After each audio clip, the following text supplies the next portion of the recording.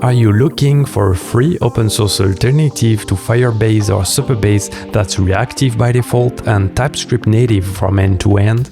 Let's discover Convex, a reactive database and backend platform that bundles your database, serverless function, real-time sync, file storage, scheduling, cron jobs, and vector search into a single service. You write your schema, queries, and mutations in pure TypeScript, and your frontend automatically re-renders whenever the underlying data changes. No WebSockets, cache invalidation, or state manager needed. It ships with official client SDKs for React, Next.js, Vue, Svelte, React Native, and more. To start using Convex, you can use their free cloud version, up to 6 developers, self-deploy it by following the documentation's installation guide, or use a platform like ours, Elestio, to deploy it seamlessly on your server or the cloud provider of your choice. We handle the installation, backups, updates, and ongoing maintenance for you. To start using Convex on our platform, head to ls.io and then log in. Click on Deploy my first service, search for Convex and select. Choose between different cloud providers, regions, and service plans based on your needs. Then click on Next. On the final screen, you can adjust more advanced settings, choose between different levels of support. The first one is free and included by default. Once you're all set, hit the Create Service button. Once the installation process is finished, you will receive this email telling you that your new instance is ready. Let's follow the URL. To log in, we need two things: the deployment URL that is filled by default and an admin key. The admin key, we can't generate it automatically for you, so you need to run a few commands.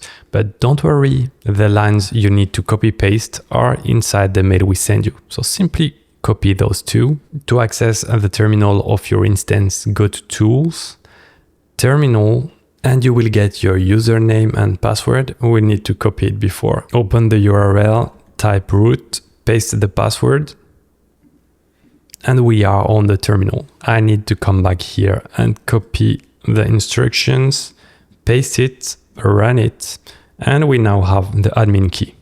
Of course, keep it private. I will destroy the instance after the video, so it's not a big issue.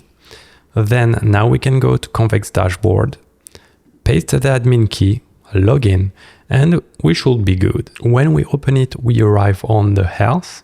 It makes sense when it's not empty, but for now we have nothing. What we can see is the different function calls, the failure rate, the cache hit rate. We can also expand the concurrency. These are data for the different functions. But the first thing we want to see is the data. There are no tables here yet, so let's create a table. Let's name it products and create. Then inside we have nothing. So either we can add documents manually, it's NoSQL, so it's very easy, or we can follow a quick start guide, because most of the time you don't want to feed your database manually, but you want your application to interact with your table and to feed data.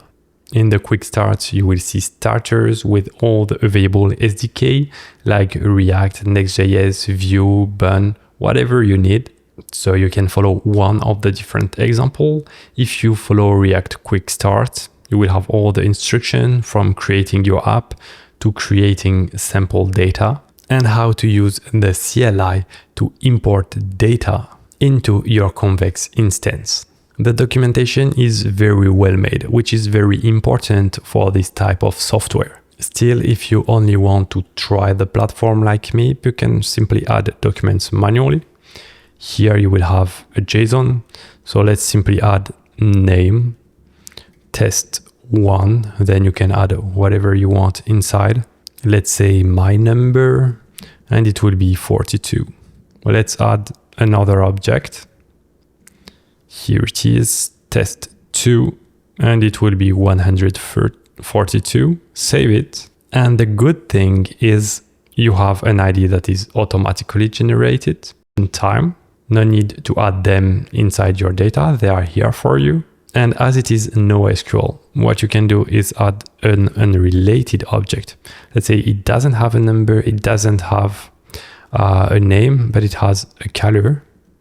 Let's say pink, save. and you will see unset, and it discovered the new column that only this one have. On your data, you can also filter and sort it. Everything that is available through the different client to interact with your data. Let's go back to the documentation to understand what is Convex. So you have a web application that will be able to interact with your database. But to be able to do this, you will want to run server functions. To learn how to create functions, you have different ways to do that, either and looking at all the things available, such as queries, mutations, and actions, pretty classical. Or if you want to follow along a tutorial, you can go inside the tutorial and you will have a chat application that you can follow. The good thing is that it shows you how the real-time work. Again, if you just want to quickly see how it works, you go back to your instance. Here in functions, we have nothing yet because you need to deploy into a Git repository to be synced with your instance. So what you can do is on the bottom right. So let me move from here to here, open the functions, and on the bottom, so best that I disappear entirely, you can run queries. So you have one by default. You see context.db.query products and take 10. As you can see, it's not SQL, it's not an ORM. This is simple syntax to talk with your data. Another useful feature for backend as a service is the file. Even if I have to admit, maybe I missed something, but this is the weakest point for this one because it doesn't have any sort of bucket or folder. So maybe I missed it, but on the documentation, I didn't find it. But it serves the basic to be able to store the file. Another important thing is the ability to schedule function. So either at a specified time or to run a recurring job with cron jobs, as well as browsing the logs of what is going on your functions.